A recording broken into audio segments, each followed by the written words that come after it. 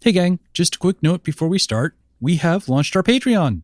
It's kind of bare bones at the moment because Patreon's upcoming changes forced us to launch earlier than intended, but we have some big plans and ideas that we're hoping to roll out in the future, including one-shots and mini-games, new character and setting art, and extensive background information. For now, everyone pledging $3 or more will get regular behind-the-scenes material, including character and world element write-ups, and maybe some highlights from our Slack chats. And of course, every dollar you pledge will help us keep the show running and improving, paying for hosting fees, upgrading equipment. Boy, I would like to upgrade some equipment, and generally making a better show. So if you're so inclined, pop over to patreon.com/chimerapod and join the party.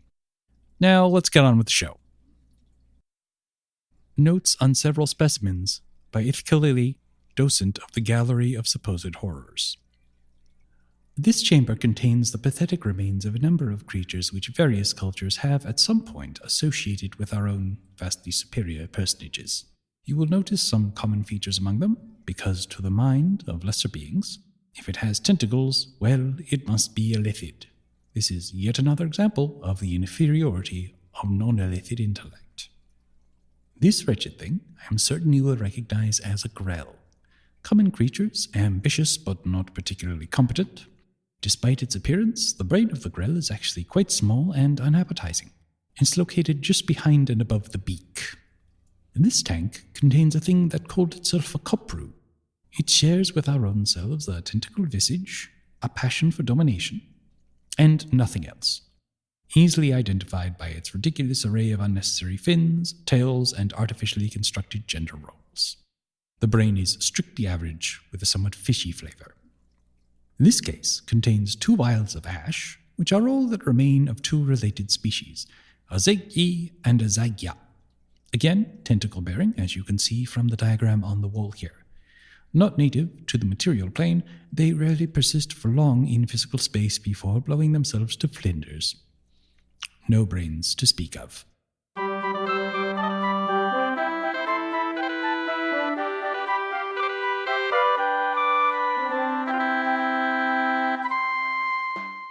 In the city of Greyhawk, 5 individuals are united by circumstance. A brewer priest, a haunted swordsman, a living relic, a caustic criminal, and a golem without a past. With the drawing of a single card, their lives have been turned upside down. Welcome to The Chimera, a role-playing adventure podcast. Our campaign this season is called Misplaced. It takes place in the venerable setting of Greyhawk, kind of, and we're playing with a modified version of 4th edition Dungeons & Dragons. I'm Vin LeBate, and I play Goldeneye Rakashi, a Dragonborn rogue. Joining me today are... I'm Braden Lamb, and I'm playing Balmo, a halfling cleric. I'm Jeffrey Bard, and I play Sir Simeon, the human sword mage. I'm Josh Hallbachner, and I play Ashlar, a warforged sorcerer. I'm Kacey Smith, and I play Latchkey, a shardmind with the dual classes of Battlemind and Scion. And I'm Kelly Weissman Asbruth Jackson, the Dungeon Master. Now let's get started.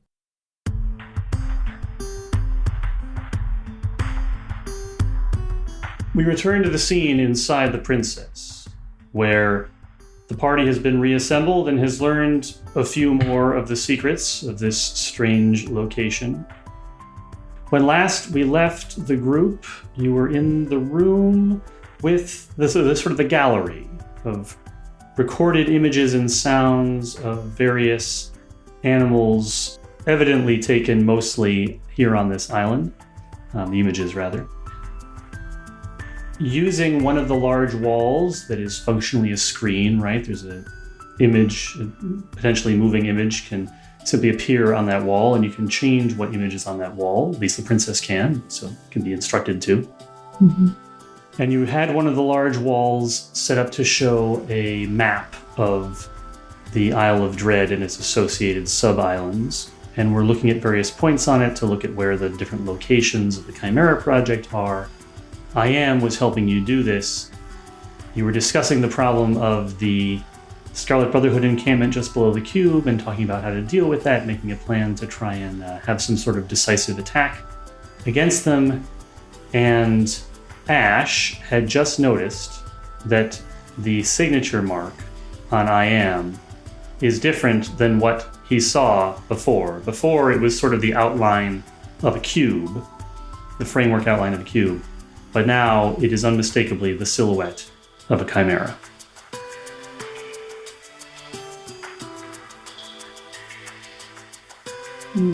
Check yours, Josh. Oh, man. Yeah, I will check mine, actually. Yours is unchanged. Okay, I'm going to have to file that away for later consideration. Have you alerted any of us to this changing sigil? Not yet. Okay. Okay. So then things proceed. You were making a plan. Do you want to go back over it or start it, or what do you want to do? It's your game. Okay, so I think in our previous discussion, we were basically talking about there being 3 kind of sub-components to this plan in terms of things that we could do to kind of attack and disrupt the people down on the ground. So one was to repeat the strategy we've already had some success with and create another monster out of the monster-making meat machine and beam that down. Second thing was to go speak to the other prisoners in the holding chambers or whatever they were and see if any of them are willing to trade being released for helping us out in this context. And then 3, seeing if we could siphon off some of the weird jellyfish creatures from the reactor to create improvised explosives. Am I forgetting anything? If you are, I'm also forgetting it. So, Yeah. Same. So then we should probably split into groups to get each of these things ready and then come together to formulate our actual attack plan. I think probably like 2 groups, maybe. One for explosive jellyfish and one for monster consultation. Mm-hmm. And then we can leave monster generation. Like the logistics of that seem to be already well known. And that's sort of like, I think that's kind of a plan B if we can get the other situations to work out. Mm-hmm. I tend to agree with that. Can we communicate with each other across different rooms in order to coordinate this? Rakashi walks out of the room and turns around. Yeah, does this work? As long as the doors are open, the sound carries. oh my God. It works. She walks back in. I mean, the 2 rooms that we're looking at are next to each other anyway, so I'm not too worried about it. Mm-hmm. Princess, can we communicate with beings and creatures in other rooms of the princess? I do not know the extent of your capabilities. Princess, can you tell Balmo that I said hello? The voice of the princess comes back, and it's a little bit echoey. Like, so you're still standing near the door, Yeah. right? Hmm. Ben? Okay, so you can hear that, like, this same sound is in the other room too, right? Just the princess saying, "Hello, Balmo." Okay, we can do something like that. If nothing else, we can kind of send a message just to specific rooms. Mm-hmm. So I'm going to say that Ash and Latchkey should probably deal with the explosive jellyfish. Ooh. I want to make monsters. I think making monsters is plan B. I don't think we need to start making monsters until we've consulted with the monsters. All right. Because otherwise we have too many monsters. Why am I saying these words in this combination? Yeah. Eat the monsters you already have before you go to something else. Right. Fine, but I am not talking to that Grell. Those guys are bad news. I mean, it seems like everything in that room is bad news. Yeah, I mean, the worst of them was Obliviax, and like, look what happened to him. Well, the worst of them You that we let let him out out. was Obliviax. But they all saw us kill Obliviax, so we have the power of reputation on our side. We have leverage. We're good. And what exactly are we asking these beings to do? In exchange for the freedom, they attack the Scarlet Brotherhood, And not us. and not us. And then they just wander off. Apparently. And probably create some evil empire, and then it comes to bite us in the ass several years down the line. I really see no evidence whatsoever that there is anybody within a vast distance of where we are that we should spend any time being concerned about the welfare of. Well, Darvin Tolric was somewhere. I think if we let some extra monsters out somewhere, it will be fine to good. Fine to good. Fine to neutral good? All right, so things that are not made of meat are going to the jellyfish room, and those of us who are made of meat are going to go talk to the... I hate this. Come on, let's go. All right. You know, it's often considered impolite, Rikashi, to refer to us as things. Well, I just referred to us as meat, so I think we're about even. Fair. Okay, let's go. So Ash and Latchkey go to the reactor chamber. Mm-hmm. presumably I am. Oh, and presumably I am. That's true. I see. Treating I am as your current hireling. That's fair. Whereas Rikashi and Balmo and Sarsimian go to the holding chambers. What's Jamirtha doing? Jamirtha will probably stay with Balmo, I feel like. Quietly going mad. No, it's been quiet for a little while. There's been fewer eldritch horrors lately. So Fewer. I think Balmo's gonna tell Damirtha to hold up in the living chambers for now. Oh, okay. So she's gonna take the elevator? Yeah, he's gonna just to keep her safe, and he's gonna lend her his holy scriptures for the time, and as a means of communicating to her that I'll be back for this. Go read the Bible like a good NPC. Okay. That's easy to do because you have to go to the reactor chamber anyways to take her to the elevator. So she goes up to the living quarters. Let's start with the discussion in the holding cells. So as a reminder, most of the holding cells at this point are empty because there were a lot of Vegapygmies and Obliviacs, and they're all gone now. So what we have left is the room with the Asherai and being still continuously menaced, but never successfully injured by the three Chuls, and the Angry Grell in another room, and the tank with a aquatic mind flayer in it. Mm-hmm. Copper. So what do you want to do here? So this bird thing and these blobs, Chuls. sure, are those? These mock lobsters. Lobstrosities. Ooh, nice. Yeah, are those like animals or are those like people? There's no evidence. Like you can sort of try to talk to them and stuff, and they're aware that you're there. They also know that the barrier keeps them from being able to deal with you. So, like you can occasionally distract them with loud noises. But there's no evidence that they're responding to language. Did we ever try to identify them or like see if we could recall any details about those? Please roll, Braden. Please roll. Okay. What do you think? Like dungeoneer? Oh my gosh, dungeoneering's bad for me. Yeah, dungeoneering, definitely dungeoneering. Definitely. I don't see how religion could come into play with these guys. No, it's straight up a dungeoneering roll. All right.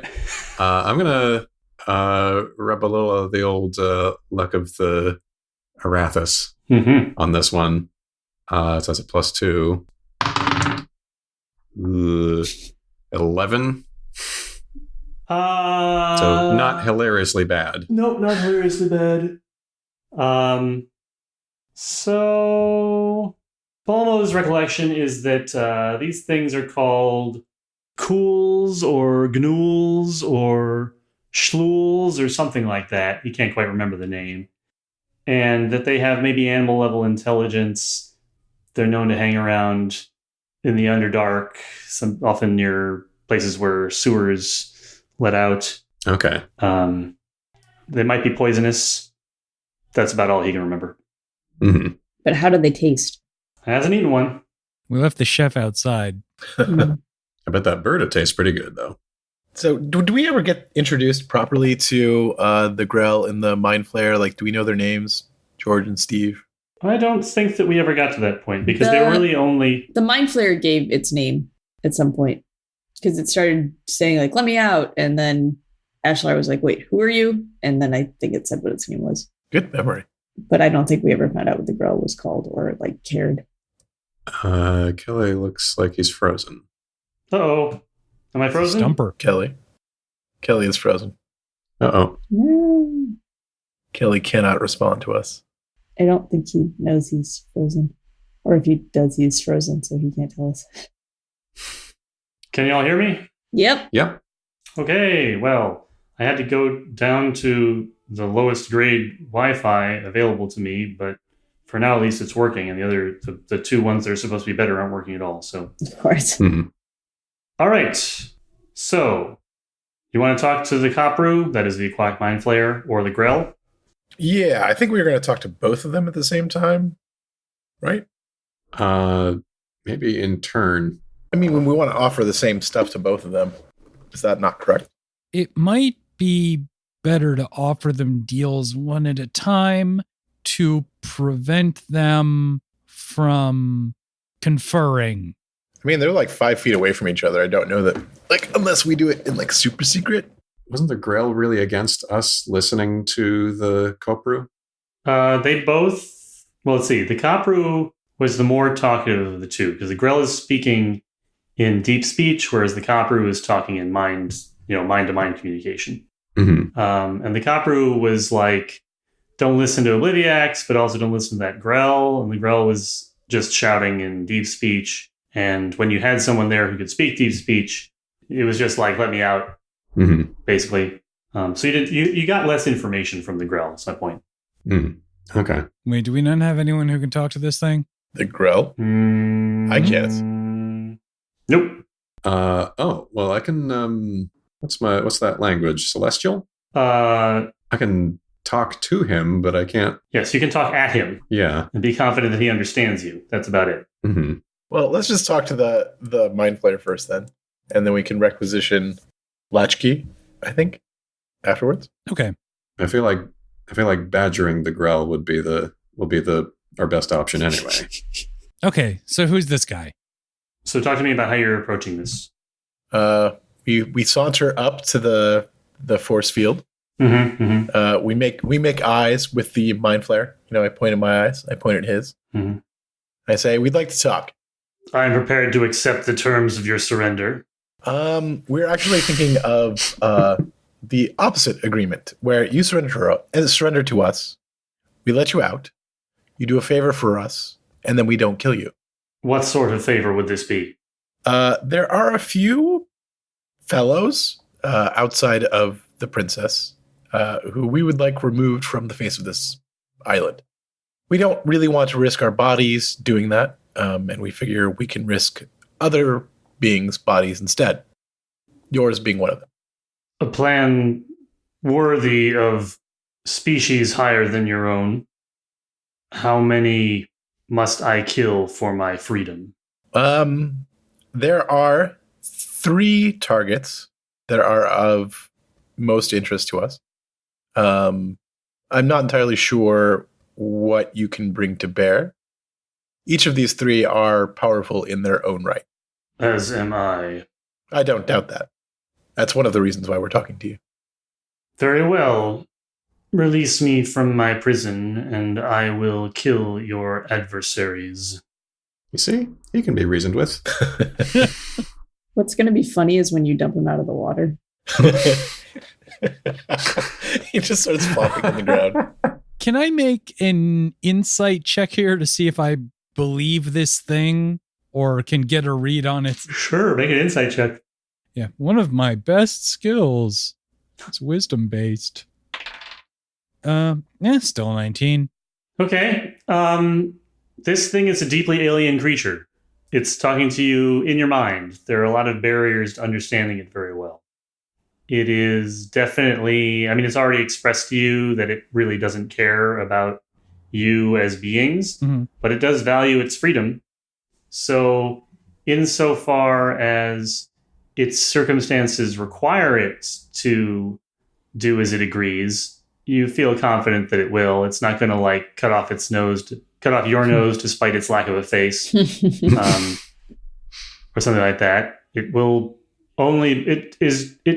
betray you only under dependable circumstances. That is, when it has a opportunity to betray you in a way that is beneficial to it without any greater risk to it. Okay. So that sounds like a handy agreement. I think that is initially amenable to everyone involved. A couple of quick follow-ups. How are you with land? Because that's where these guys are. I am quite capable of navigating in fluidic space or in airspace. Okay. In that case, we have a little bit of prep work to do, but frankly, I have absolutely no problem with letting you outside to murder a bunch of jackasses and then everybody going their separate ways. Now, what if we say, I know you didn't seem to like the Grell next door. We're thinking about making the same deal with him because we think that two heads are better than one in terms of accomplishing the goals that we want. But it seemed that you and the Grell didn't get along too well. What are your thoughts on that? That would be a terrible mistake. It is a wretched and poisonous thing. It can offer you no help. Well, he's wretched and poisonous, and that's one of the reasons why, they would be good. It's another body. You've already made one terrible decision about who to release from these cells. Don't make another. We solved that problem. Did you? Didn't we? You have my counsel. You will make your own decision, I'm sure. But your concern with the Grell is that he will just attack us on sight when we let him out, or attack you on sight, or what's the concern? The Grell are the least of our interrelated races. Not only are they untrustworthy, but they are impotent. So your concern is more that it doesn't deserve any better than a jail cell. A fair description. Sidebar. We'll be right back. Sidebarring. I pull Sir Simeon and Balmo to the other side of the room. So I don't necessarily see any particular problem with starting with one tentacled monstrosity, and if that does not work, then just bringing in the second tentacled monstrosity. That's fair. That's fair. It's just, it's one of those two monsters at the same time is probably going to be more effective than, monsters in cereal. True, but then we have to deal with two monsters at the same time. No, that's true. That's true. Right. Yeah. Well, what about this? Can he get out of his bottle? What if we brought the bottle to the platform room, make it invisible, and then drop the Grell down there so that he can watch? So then he'll be satisfied if the Grell is destroyed, and he can also get an idea of what these guys can do. He seems to not like the idea of the Grell being out, period. If the Grell succeeds and escapes, I think that we might, I don't know. I start feeling bad about that. Yeah, I think we're better off if we appease the squid thing up until it's dead or it's done, and then deal with the other problem. I don't think we need to antagonize it. Yeah, we still have plan B. We're still inside the princess. I really don't think we have too much to risk here. So I think you're right. All right. Sidebar done? Yeah. Hey, Guy, I think we're good. We're going to go see if we can prep a giant explosion, and we'll be back when it's time to let you do whatever it is you do. All right, let's cut to the planning for a giant explosion already in progress. So, Ash and Latchkey, your job was to look at this, to look at the reactor and see if there's a way to siphon off some of the exploding components of it. Mm-hmm. So we have the two chambers on either side, one with the black jellyfish-esque creatures and one with the white jellyfish-esque creatures. Mm-hmm. When they meet in the middle, there's a giant explosion. Yes. So we probably need some of each and then a means to combine them in a manner that would keep us from exploding ourselves. Sounds like an idea. I think I'd like to make an Arcana check to get started here. Okay, make that Arcana check. I think Balmo before we part ways will have given you a little luck of Arathis. Great. What's that? He clinks his mug against your leg, and yes, you get a +2 to your next skill check or something like that. It's next skill check or other things. Yep. Okay. Attack roll or skill or ability check. That's the one. And so I think what we get here is Ash is looking at the two chambers with the weird jellyfish beings in them, and we just kind of get a musical historical montage of him kind of in the shop after it's closed down doing a variety of different things. And so we start with with him sitting with like one book open, and he's got some kind of like weird like turtle that's on fire in like a box, and he's kind of like putting lettuce in and it's getting incinerated. And then, we cut to him with like 3 books open, and then he has like a set of parrots that are each glowing in a different color. And he's kind of like looking at them and kind of like poking one of them with a stick a little bit. And then we cut to him and he's got like 7 books open, and he's got like an entire ant farm on one side that's like a regular ant farm, but it's like in ice and snow. And then there's like, he's like petting like a moss dog or something with one hand, and there's just like, something runs by in the background. All right, so he's the Dr. Dolittle of energy animals is what you're trying to tell me. Yes. Okay. Yes. That's a fantastic flashback, Josh. Definitely get a bonus for it. Okay, so... Oh, Jesus Christ. Oh. Josh has rolled a 2. Better than a 1.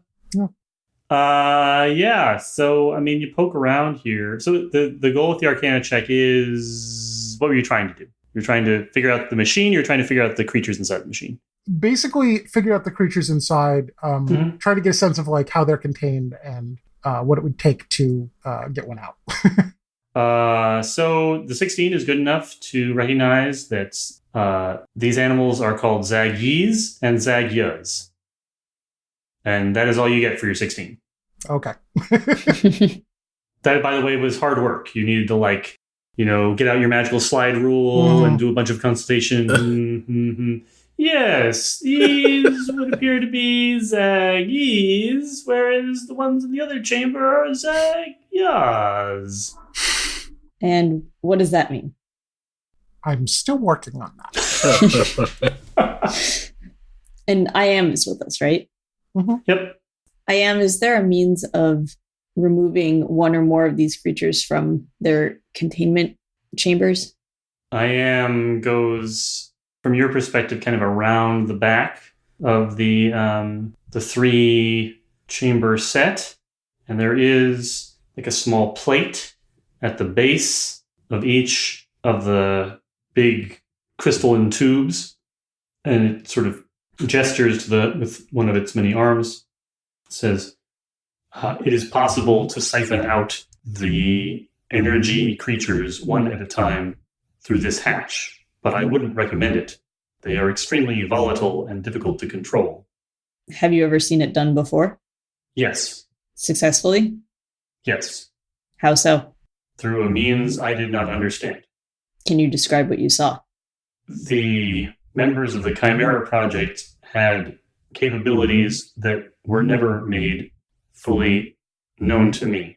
But among these, they did not worry about transporting hazardous materials or creatures in any serious way. Princess, Are there any containers for transporting volatile materials nearby? No obvious tools are available for that purpose inside the Princess. However, there are 2 peregrination suits which could be repurposed for that use. Well, that was my plan B, so I guess plan B it is. Let's go get the suits. Okay. So yeah, we've established that there are 2 of these spacesuit-looking things that were in the armory above the holding cells, and they can be taken down. And once the helmets are put on them, form a nice sealed environment that you can put things into, things like squiddly energy beings. Mm-hmm. So we would suggest that we obviously put one type of energy creature in one suit and another type of energy creature in the other suit. If we weaken the seal right before they're sent out, then down on the ground, they can leave the suits and be volatile. Go, be volatile. Or just leave them there like a couple of nice little Trojan horses. Mm. Not that I'm in the room, sorry. And not that you know what a Trojan horse is. How much do the suits weigh? The suits are heavy. All told, it's probably like not quite the same weight as a full mail, like full plate, but something on the order of scale or banded mail. I mean, it's like a serious suit of armor. Okay. And what is the sealing mechanism for like the helmets? Essentially, if you're putting them on yourself or helping another humanoid put them on, you put the helmet over so the space where the helmet connects to the let me try this again. So it's like really heavy cloth, basically, only it's silver. So it's not it doesn't really have a strong form when there's nothing in it. It's like a person-shaped bag, but it's bagged with very thick, very heavy walls. It has a almost invisible seam up the back, which simply seals at a touch. So like it unfolds in the back, it opens up in the back, and you can just let it kind of fall off of you if you're standing in it. So you stand inside it, you put your arms in the arms, you close the 2 halves of the back together. That just naturally kind of seals up when they're joined, almost like the comparison would be like 2 magnetized things clicking together. Mm-hmm. You put the helmet on top, and through a little fiddling, it is possible to determine that that if you turn the helmet one way, it sort of clicks into place and the seal forms, and if you twist the helmet the other way, it unclicks and the seal breaks. So there's not any easy way to rig it up so that like you could pull a rope or something and undo the seal. I don't think that's impossible. You need to get the tension right and find a way to get it to kind of stick to the helmet enough to because you need to twist the helmet, right? Mm-hmm.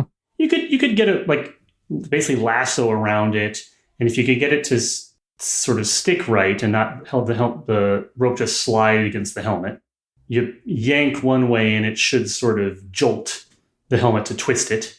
I think it's possible. It wouldn't be super easy or incredibly dependable, but you could do it in a way that with like the right ability check, you could pull it off. How much of an actual touch would something like Mage Hand be? Oh yeah, Mage Hand would do it fine. Oh yeah. Anybody got that? We have stunt tables. Mm-hmm. Yeah. Also, Josh did take that like cantrip thing. Yeah, the cantrip thing applies. Yeah. Okay. Then that's a better strategy than an elaborate Rube Goldberg spacesuit opening machine. Then, although that would have been fun. Okay. Well, 2 of these creatures combined seem to be able to power this entire cube for an as yet indeterminate period of time. So perhaps we should be sparing in our collection.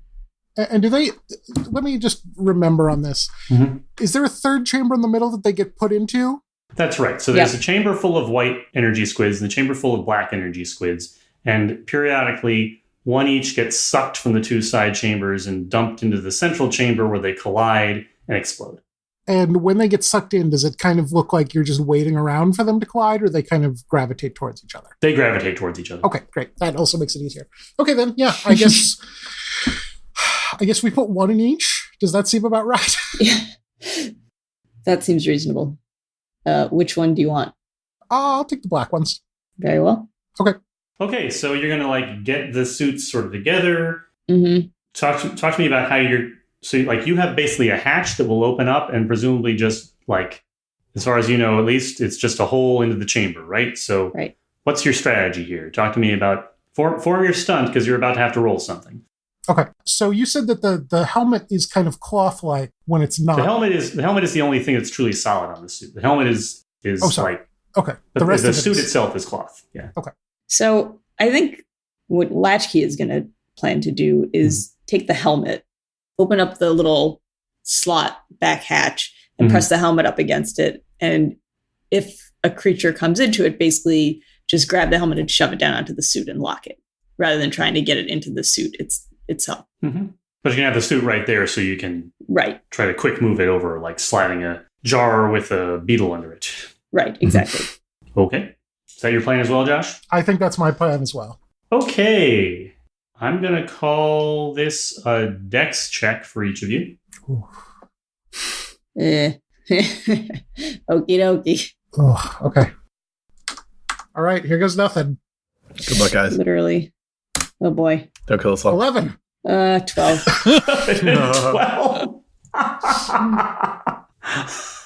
So it's bonus points for sequential rolls, right?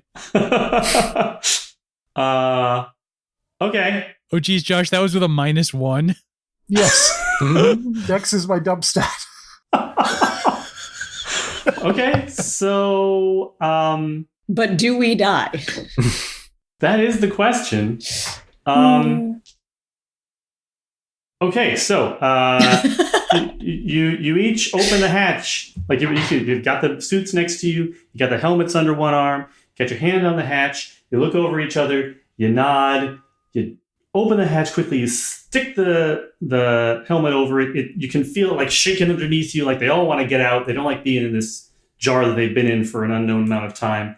You feel you've got one in there. You like slide the helmet away and try to close the hatch at the same time so they don't escape. Try to get it over the suit. And as you're trying to get it over the suit, both of them kind of like just in parallel zip out from underneath the helmet and they swirl around. You know, they're quite beautiful actually when you see them outside of the crystalline chamber. They're like they sweep up into the air. You know, it's a very high ceiling space. There's lots of room for them to fly around. They're kind of weaving and their energy tendrils are flowing behind them, but they're also kind of spiraling towards each other in this almost irresistible pattern, right? Like they're just getting closer and closer and closer together. Like they can't stop whatever force is attracting them to each other. Mm-hmm. So that's what's happening. Kelly? Yes. Would this be the appropriate time for the rest of us to walk into the room? Since you suggested it, sure. So you see that there's two of these energy beings, one made of sort of negative, like not just black, but like the absence of light kind of energy, and one made of this bright glowing white light. And they are spinning around and flying, and they seem to be getting closer and closer together in this dance. Yes, that's what's happening. Oh, what the fuck? I'm going to take a very short second to appraise the situation. I think what's going on is relatively obvious, despite the weirdness of it. Evacuate the reactor chamber! Evacuate the AM is now in some kind of an emergency mode. Sarsemian, I'll get one, you get the other. Okay. Breach! I'm going to grab a helmet and attempt to... how high up are they? They're flowing. They're like all up in different heights. They're not so much moving in a way to avoid anything as they are like moving in their own inscrutable quality. Like, you know, if you released a jellyfish into a larger fish tank, right? It's going to move around. It's going to do different things. Yes, I'm going to grab a helmet and try to scoop up the black one. Yeah, I'm going to go ahead and I guess look at what Rakashi's doing, get the gist of it, run to the room, targeting the other helmet. Mm-hmm. Then I'm going to do this, like, so he scoops up the helmet in both of his hands, And then he leaps up toward the reactor chamber, the one that is white, and bounces off that to the middle one, bounces off that back to the white one, bounces off that to he's kind of doing a ninja jump up the two sides to get some air. Mm-hmm. Then he leaps up into the air, and then in a puff of bluish black smoke disappears and reappears above the white one, ready to scoop. Okay. Nice. Jeff, why don't you make the first roll? All right. Let's see. What stunt level does he get? That's a level 2 stunt. So I'm going to give you +8 to the skill check. It's going to be a skill check? Yep. Okay. What's dex check. Dex check. And my dex is... Probably better than ours. Nope. Oh, no. Nope. It's 0. No, so that is better than mine. It's not that good one, I'll tell you that. Does anyone in this party have good decks? I guess the rogue does, huh? Rakashi must. I'm almost positive Rakashi has some killer decks. Hang on. I got a 13. Skill check. So I should get memory of 1,000 lifetimes on this then too. Okay. Okay, so I get +8 plus 1d6 plus 1d2. Okay. Oh, I forgot. I would have had that too. Memory of 1,000 lifetimes. Oh well. Bam. 29. Nice. Natural 20. Whoa! Nice. Okay, you win. You got the white one. Vin? All right. As you're about to run off, Balmo points his mug in your direction and says, "May we get what we want, but never what we deserve." So that's another Harmony of Arathis for you. +2 to your next attack or skill. I just want to point out that Jeff rolled both a 20 and a 1. Mm-hmm. The one's on a d6. On his bonus Which is die. kind of amazing. So quick flashback. Rakashi is furiously making her way through the tightest of back alleys and spaces in Greyhawk. She's like zipping up a wall here, crawling through a window, ducking through a hole in a wall, and there's something always moving in front of her, just small and quick and darting. And at the last moment, she just dives and grabs and then comes up holding a halfling by the ankle. And she lifts him up and looks in his eyes and says, "Where is my fucking money?" And now I'm going to roll. This is just plus dex. And +2. 22. 22. Okay. Rakashi also manages to capture the black squid creature under the helmet that she has grabbed. So now you've got both of them contained under helmets. So what are we doing with these? I don't know. The hard part is... Suits. What's the plan? Getting them under control. I think you should be able to drag the suits over to wherever they are. Carefully, now with more personnel, line them up as best you can and scooch them together. Rakashi, once they're in place, takes just a long look at Ash and Latchkey, much in the way that a disappointed teacher looks at a pair of misbehaving students. Why didn't you do it one at a time? Yeah, I mean, I wouldn't have done that. We don't know what you're talking about. That went perfectly well. All right, well, the squid face guy is theoretically on board, so let's go try and blow up some stuff and see what happens. Okay, so you got the suits, you got the helmets, you get them together, you get sort of clicked in place. All the seals are made. You got the one suit with the white. I think that's the Zag Yi. I think. Maybe it's the Zag Ya. I don't remember offhand. But the point is, you got the one suit with the white energy being and the one suit with the black energy being. You got them both sealed, and everything's under control. And that was a narrow escape. And then all the lights turn red, and there's a noise, and the voice of the princess says, "The integrity of the princess has been compromised." Oh, dear. And then there's like a couple of seconds beat, and then the lights turn red again, and it says, "The integrity of the princess has been compromised." Princess, where has the integrity been compromised? in the rail station. Oh. Wait, what?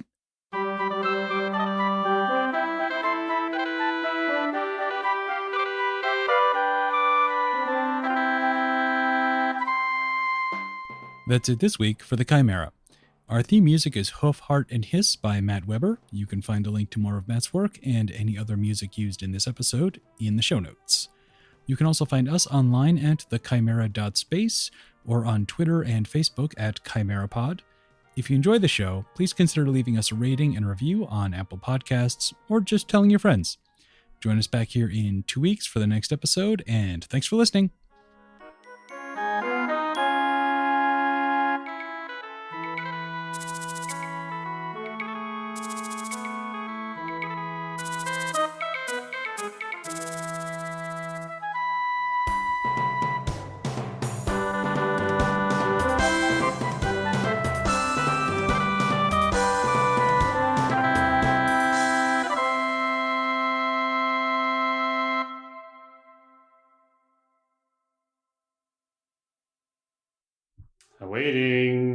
Waiting to be able to talk again. Yep. And now he's gone. Goodbye, Kelly. I'm going to eat a sandwich while he's gone. Okay.